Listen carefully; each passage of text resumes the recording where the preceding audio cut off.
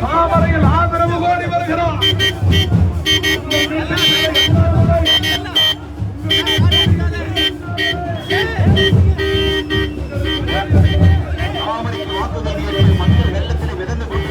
நம்முடைய வெற்றி வேட்பாளர் அண்ணன் அண்ணாமலை அவர்கள் தாமரைக்கு வாக்குகள் கேட்டு வந்து கொண்டிருக்கிறார். நமது மாநில தலைவர் அண்ணன் அண்ணாமலை அவர்கள்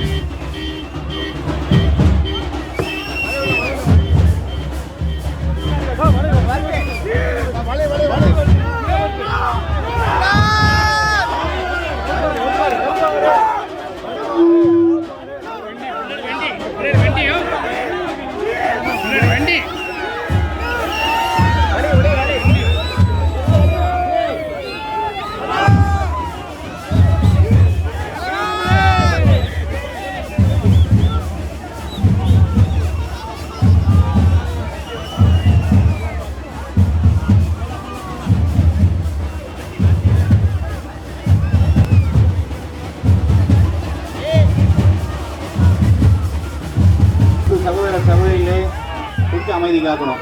நன்றி நன்றி. ஜமாப் குழுவினருக்கு நன்றி.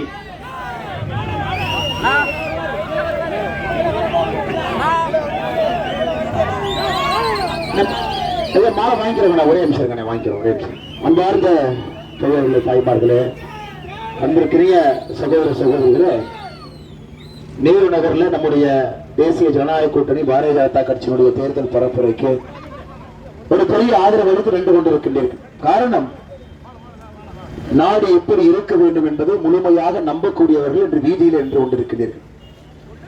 5 ஆண்டுகளுக்கு ஒரு முறை நாம் வாக்களிப்பது ஏதோ ஒரு நம்முடைய ஜனநாயக கடமையை செய்வதற்காக அல்ல, 5 ஆண்டுகள் இந்த நாடு எப்படி இருக்க வேண்டும் என்பதை தீர்மானிப்பதற்காக என்பதிலே நீங்கள் தெல்ல தெளிவாக இருக்கின்றீர்கள். 10 ஆண்டு காலமாக இந்த நாடு ஒரு நல்ல மனிதனுடைய கையில் இருக்கிறது.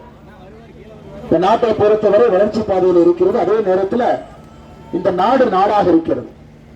குறிப்பாக மக்களை முன்னிலைப்படுத்தக்கூடிய அரசியலை பார்த்துக் கொண்டிருக்கின்றோம். ஏழை மக்களாக இருக்கட்டும், பெண்களாக இருக்கட்டும், இளைஞர்களாக இருக்கட்டும், விவசாயிகளாக இருக்கட்டும், அவர்களுடைய நலன் மட்டுமே முக்கியம் என்பது நம்முடைய பாரத பிரதமர் நரேந்திர மோடி அவருடைய 10 ஆண்டு கால ஆட்சி ஒரு சாட்சியாக இருக்கிறது. இது வெறும் ஆட்சி மட்டும் இல்லைங்க, பல புரட்சிகளை நம்முடைய பாரத பிரதமர் நரேந்திர மோடி அவர்கள் இந்த 10 ஆண்டுகள்ல செய்திருக்கின்றார்.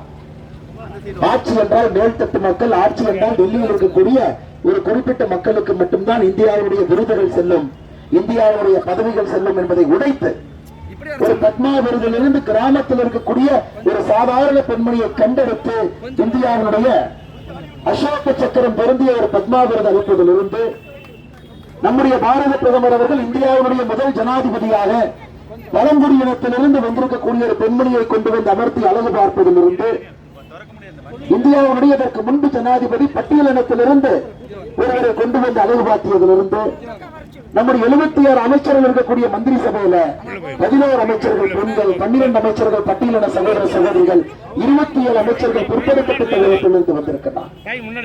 எல்லாத்திலும் கூட இந்த அரசாட்சி என்பது ஒரு சாமானிய மனிதனை மையப்படுத்தி மோடியினுடைய ஆட்சி இருக்கும் என்பதை 10 ஆண்டு காலமாக நாம் பார்த்துக் கொண்டிருக்கிறோம். எப்பொழுதும் கூட மோடி அவர்கள் சொல்வதை போல இந்த நாடு முதன்மையானது, இந்த நாட்டிற்கு முன்பு எதுவும் எனக்கு கிடையாது என்று சொல்வதை கூட நம்முடைய ஆட்சி நடத்தி இருக்கிறது.